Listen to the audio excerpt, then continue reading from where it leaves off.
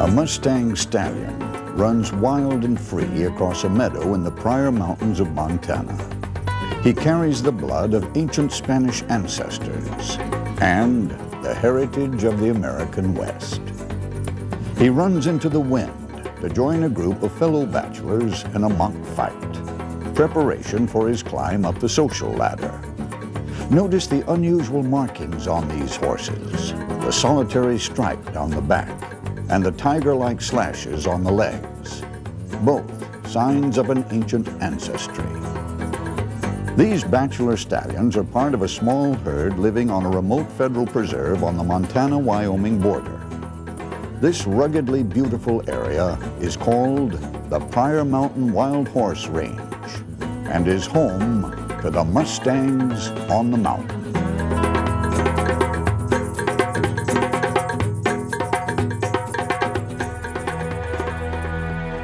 North America was home to the earliest known ancestors of all modern horses.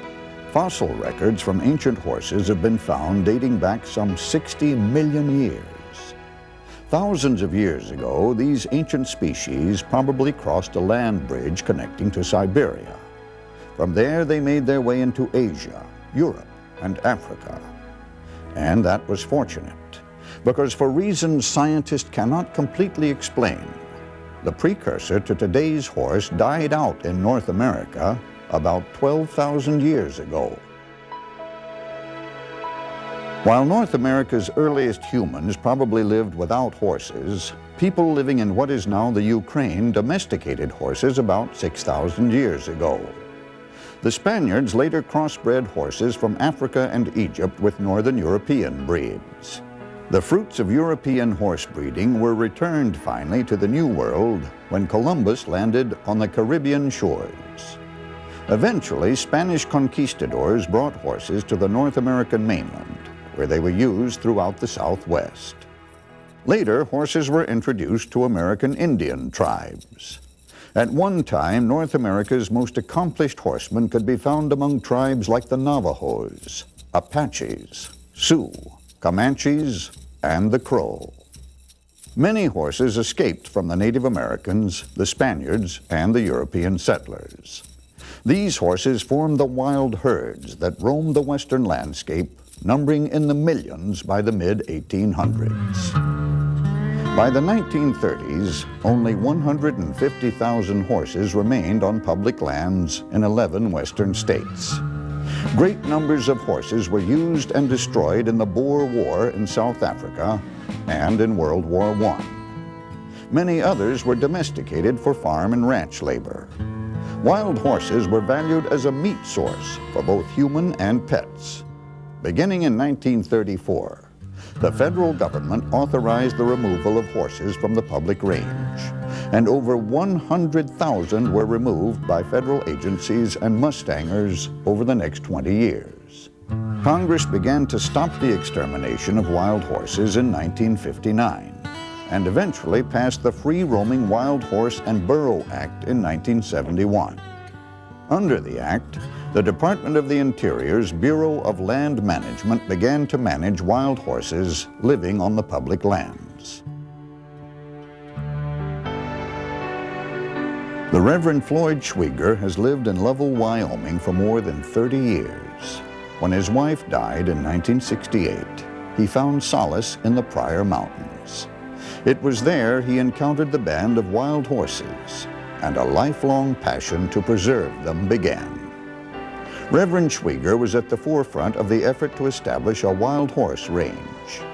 He remembers how it began. Well, I was simply driving out of town towards the Bighorn Canyon and met several ranchers coming back who had been living in this area, particularly the Tillett boys.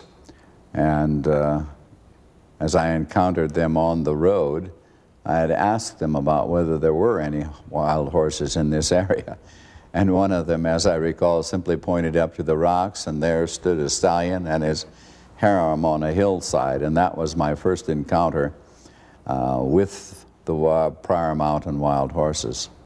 After having seen the horses out there at that time, and having been interested in horses, and the Bighorn Canyon National Recreation Area being established, I felt that it was only natural that these horses should be preserved.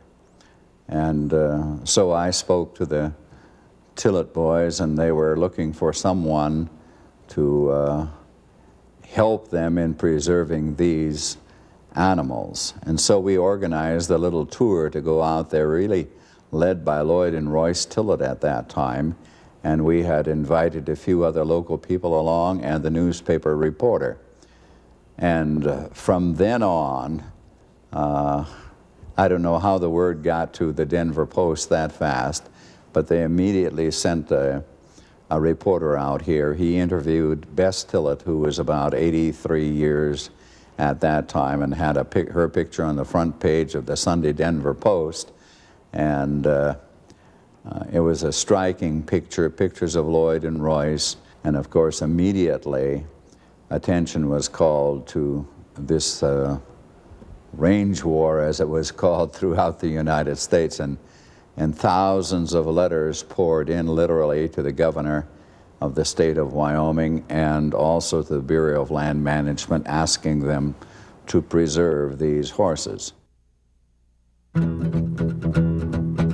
Today, about 120 horses run in 3 separate groups throughout 46,000 acres, encompassing Bureau of Land Management, Forest Service, and National Park Service lands. The Bureau of Land Management holds primary responsibility for the herd. How unique are the horses? A study by Gus Cothran, director of the University of Kentucky's Equine Research Laboratory, found compelling evidence that the Pryor Mountain wild horses carry Spanish horse blood that dates back to horse breeding that took place 400 years ago.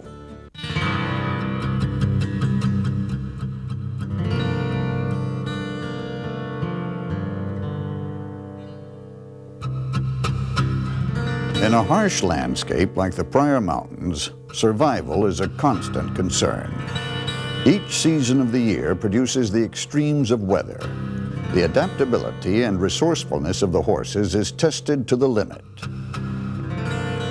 The social structure of the wild horse herd is crucial in the struggle to survive. Wild horses have a strong and well-defined social organization that allows them to invest most of their energy in surviving and perpetuating themselves. The herd of approximately 120 to 130 horses is divided into small family groups. Most of these groups consist of a dominant stallion, an alpha or lead mare, and a variety of subordinate mares and young stock. The stallions will fight to acquire their mares and will be quick to defend them against rival suitors. The alpha mare is responsible for decisions on where to graze and drink. Each spring, foals are born into the band. When the fillies and young stallions reach maturity, they are cast out to find mates of their own. Fillies link up with other bands, while young stallions often join bachelor bands. The bachelors wait for the chance to form their own bands. Each member of the group has a defined social rank, which is well respected by the other members, and each mimics the behavior of the more dominant members. This is a system developed over generations that results in peaceful coexistence. Wild horses may be the most adaptable animal where food is concerned. Though they prefer tender green grass shoots, when pressed they can survive on just about anything edible. They spend most of their waking hours eating. This puts them in a vulnerable position for predators, such as mountain lions. But they've developed the ability to focus on their food and watch for rivals and predators at the same time. What will it take to keep the Pryor herd in balance with its environment? Consider this. The Pryor Mountain Mustangs live in one of the harshest climates in North America. Temperatures can be brutal all year round, and water is often scarce. And even though the horses are incredibly adaptable, forage is limited. The Mustangs must also share the range with mule deer and bighorn sheep. Yet each spring the horse herd grows as much as 20%, and that's too much for this fragile environment to support. Managers must reduce the herd size occasionally to make sure that the horses do not overrun their range. Over the years, the Bureau of Land Management has allowed people to acquire Pryor Mountain horses through its Adopt a Horse program. Many Mustangs have made a successful transition to other lifestyles.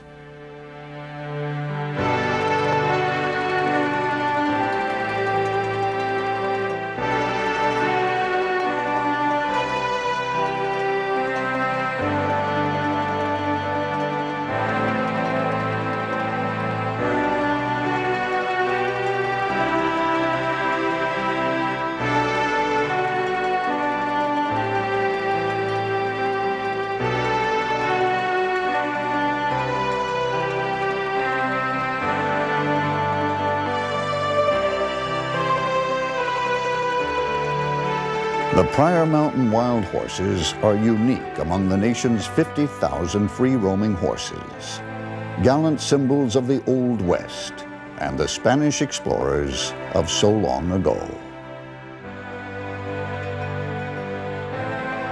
A lot of people have always asked me why I am this interested in these horses. I suppose there are a number of reasons.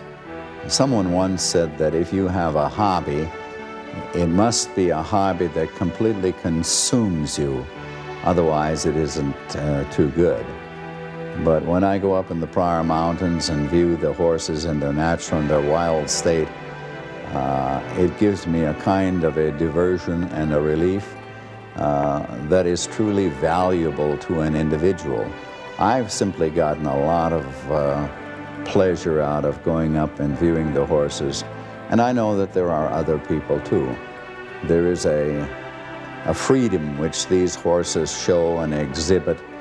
And as a clergyman, of course, I always relate that to some of my own beliefs.